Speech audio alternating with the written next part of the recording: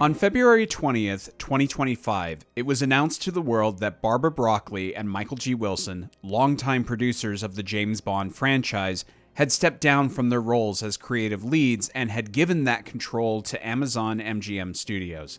Basically, this means that the final say on new films, from cast to crew to story, now belongs to a corporate entity, which is new territory for the franchise. Fans were quick to offer their opinions. While some were fairly positive about this development, stemming mostly from the fact that it means that there will finally be a Bond 26, most were quite negative, verging on depressed. The reason I'm coming to this now was because I was recovering from an illness when the news broke. That may be a blessing in disguise, as most of the current crop of videos were done essentially as first responses. I've now had about a week to think about this development, and at the risk of revealing my cards too early, I'm very mixed on this. On the more positive side of things, it'll be nice that something is actually finally happening. I imagine by the end of the year, we'll have more concrete details on the forthcoming films, such as an actor cast as the new James Bond, a director and some writers, and perhaps even a release date.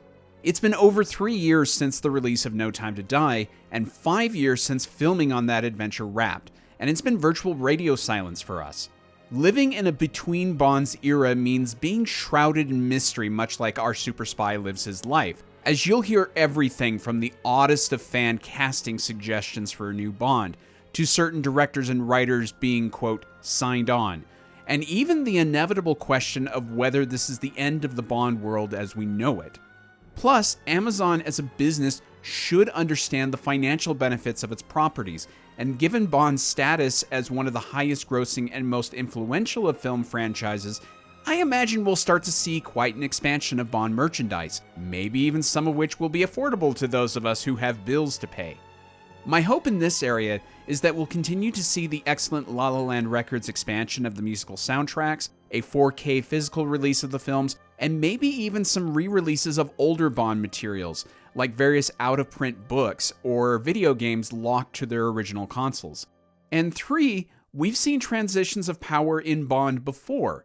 From Cubby and Harry to Michael and Barbara, there's been quite the shakeup in the past.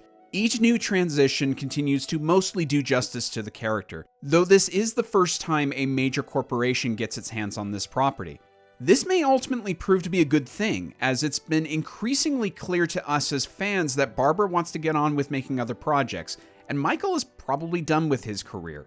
Fresh eyes would be nice for a change, and there's no reason to assume that Amazon isn't going to hire people who are passionate about Bond to oversee him. Another potential plus for the Amazon deal is in the casting and crew potentials.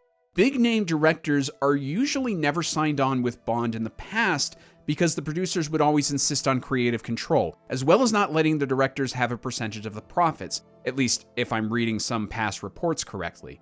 And big-name actors would never have become Bond, both because of the practical complications of signing on stars for multiple films, and because the Broccoli's have always insisted that James Bond is the star and not the man. So for those of you that have always wanted to see Christopher Nolan direct Henry Cavill in a period piece Bond film, that's now seeming to be a real possibility. Though who knows if Nolan would be interested in working with a streaming service after what happened with Warner Brothers. However, my biggest concern is probably yours as well. The possible expansion of James Bond into a shared cinematic universe. Because of the MCU, most every movie studio has tried to take their beloved properties and see if side characters can justify being the leads in films and TV shows. Love them or hate them, a number of these, like Star Wars and Middle-earth, are properties where this makes sense to try out. Star Wars isn't just about the Skywalkers, any more than Tolkien's world is about the Baggins family. However, the problem is that many of these efforts have similar problems. No real overarching vision on how to develop this universe apart from just trying it, prioritizing release schedules over quality, and overexposure of the product. This entertainment buffet, or IP slop as one fairly scathing IGN article puts it, ends up diluting the brands, making cinematic experiences less special and killing off interest fast. It has become a mess, and it's hard to argue the MCU mentality hasn't proven to be a detriment to the quality of big-budget films in recent years. The problem in trying this with James Bond is that this is, more or less, a single-character universe. Not that there aren't stories to tell with other characters, but I have a hard time imagining most people would be interested in seeing how Nomi became 007, Jinx's solo adventures, Pussy Galore's time in her flying circus, or Alec Trevelyan's transformation from 006 into a traitor. The star of the show has always been James Bond, and I'm not sure you could realistically get casual audiences to check out the Sheriff J.W. Pepper adventures in the Louisiana Bayou. It's a bit like trying to expand the Tomb Raider franchise beyond Lara Croft. Not that there aren't interesting stories to tell with other characters, but how many people would be interested in seeing solo films or TV shows about Werner von Croy or Curtis Trent? Now, the argument usually comes back, well, if the scripts were well written and the adventures are well produced, then why not? If you could write a compelling solo story for Felix Leiter, wouldn't that be worth seeing, even if it doesn't draw the same viewing numbers as Bond 26 or Bond 27 would?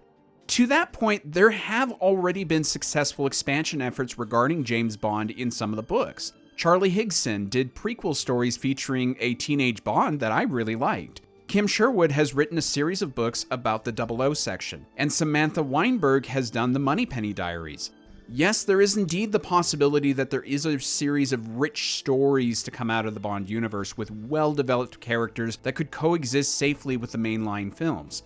And let's not forget that these and other efforts like James Bond Jr. took place while the franchise was in the hands of the Broccoli's. We even have evidence that Cubby visited voiceover sessions for James Bond Jr. and seemed interested in what was going on. But there are two potential roadblocks to this. One, the problem of needing the viewership to justify the expense, and this is a business concern. Look what happened with Andor.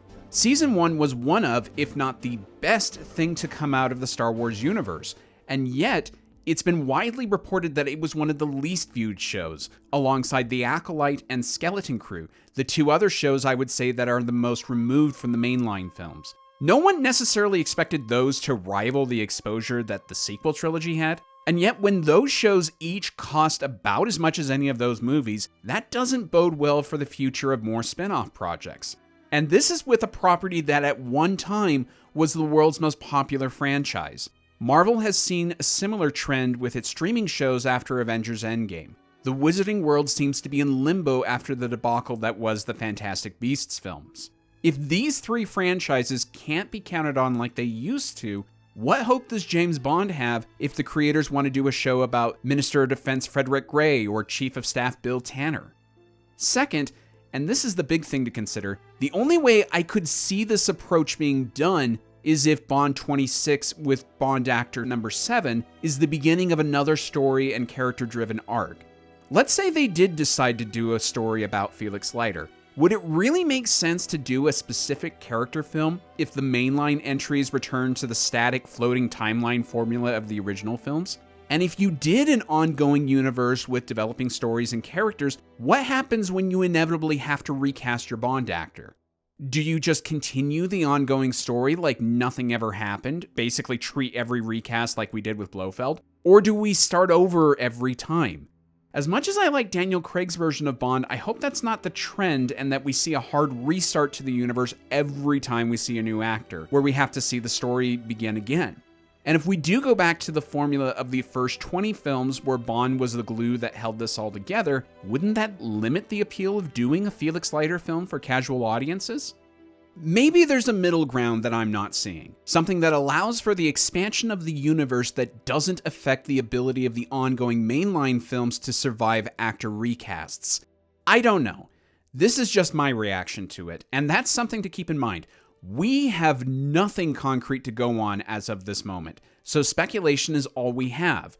I generally don't like venturing into the speculation realm because the ground beneath your feet becomes incredibly shaky and rumor mixes with wild imagination, resulting in us acting like the worst case scenarios are already guaranteed. We just don't know. And while I'm sure Amazon MGM Studios has already made some progress towards a Bond 26, remember that no creative decisions like casting can be made until the current deal with Barbara and Michael closes and the new one can start. So we might be sitting tight for a few months. I'm in the wait-and-see camp for now. My prediction is that Bond 26 will, at least initially, go over well like The Force Awakens did. But it's Bond 27 that I think will be the clincher. Once they feel they're on solid ground and can proceed how they wish, who knows what their overall plan will be or if they ever had one to begin with beyond getting the next dollar. We are now actually living in the era that Cubby was actively trying to avoid: temporary people making permanent decisions. And time will tell if this proves to be a well-founded caution or just paranoia.